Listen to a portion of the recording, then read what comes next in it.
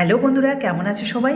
আমি দেখো সকাল সকাল চলে এসেছি চুলের পরিচর্যা করার জন্য। আর দেখো প্রথমে আমি কিছুটা চা আর নিম পাতা একসাথে ভালো করে ফুটিয়ে নিয়ে লিকারটা নিয়ে নিয়েছি। আর তারপরে দেখো হেনা নিয়েছি 2 প্যাকেট, আর এটা হচ্ছে নিশা হেনা।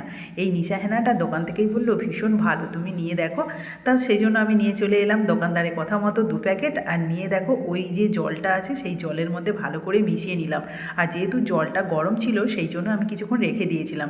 ঠান্ডা হতেই এর মধ্যে দিয়ে দিলাম প্রায় 100 গ্রাম মতো টক দই। আর এই টক দইটা দিয়ে ভালো করে ফেটিয়ে নিয়েছি। আর তারপরে দেখো চুলে মাখার জন্য বসে পড়েছে। আর আমার চুলটা না বেশ রাফ হয়ে গেছে, আর অনেকটা লম্বা হয়েছে, কাটবো কাটবো করে আর কাটাই হচ্ছে না। তো আজকে একটু ভালো করে হেনা করব। প্রায় 2 বছর পরে আমি হেনা করতে বসছি। আমার ছেলে হয়ে যাওয়ার পর না আর সেভাবে চুলের পরিচর্যা করা হয়নি। আর কুট্টুস আমার পিছনে ঘুরে বেড়াচ্ছে যে কি করছি সেটা দেখার জন্য। আর চুল উঠছে দেখছো, চুলটা আঁচড়ানোর পরে না ভীষণ চুল উঠছে। তো সেইগুলো কুট্টুস কী করছে, আমি একটা প্যাকেটের মধ্যে চুল রাখি, সেই প্যাকেটের মধ্যে রেখে আসছে। আর চুলটা ভালো করে আঁচড়ে নিয়ে দুভাগে ভাগ করে নিয়ে আর এই যে হেনাটা লাগাচ্ছি। আর দেখো নিজে নিজে লাগাচ্ছি হাতে, আর আমার হাতে না খুব কালার ধরে যায়। তো যাই হোক, কালার ধরলেও কিছু করার নেই, আমাকেই মাখতে হবে।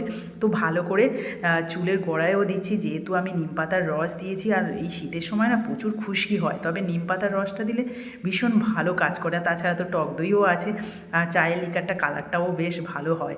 তো পরে তোমাদের দেখাবো তো অবশ্যই চুলের কালারটা কেমন হয়েছে। তো দেখো একদম মাথার কী বলবো, স্ক্যাল্প থেকে একদম চুলের গোড়া পর্যন্ত ডগা পর্যন্ত ভালো করে লাগিয়ে নিলাম।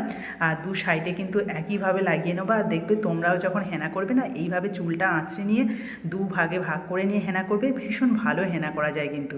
তো দেখো, আর এই যে তুমি যে থিকনেসটা করবে না, যে জলের সাথে হেনাটা মেশাবে, সেটা একটু থকথকে হতে হবে। জল জলে আমি আগে মাঝে মাঝে করতাম, একটু জল জলে হয়ে যেত, আর তারপরে ঘাড় পিঠ মুখ থেকে বেয়ে পড়তো।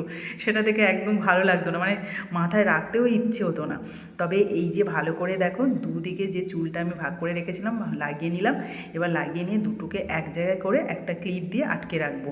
এবারে আমি এই যে আটকে রেখে একটু রান্না করতে যাব। আজকে সেভাবে রান্নার দিকে মা যাওয়ার সময় হবে না, আর যেহেতু তোমাদের দাদাভাই আজকে গেছে গাড়ি সার্ভিসিং করাতে, তো সেই জন্য ফিস্টরি রান্নাবান্না হবে না।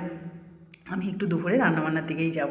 মা গেছে ঠাকুর ঘরে, আর আমি দেখো রান্নাবান্না করে এই যে দেখাচ্ছি তোমাদের যে চুলটাকে একদম শুকনো করে নিয়েছি। আর আমার হাতের রঙটা দেখলে কেমনভাবে ধরে গেছে, মনে হচ্ছে যেন হেনা করেছি। আর দেখো বিকেলবেলা আমি চুলটাকে এই যে আঁচড়াচ্ছি, চুলটা শুকনো করে দিয়ে নিয়েছি নর্মালভাবেই, হেয়ার ড্রায়ার দিয়ে কিন্তু শুকনো করে নিই, রোদ্দুরে শুকনো করেছি। আর চুলটা এত সুন্দর গ্লেজ হয়েছে, তোমরা নিশ্চয়ই দেখে বুঝতে পারছো কত সুন্দর গ্লেজ।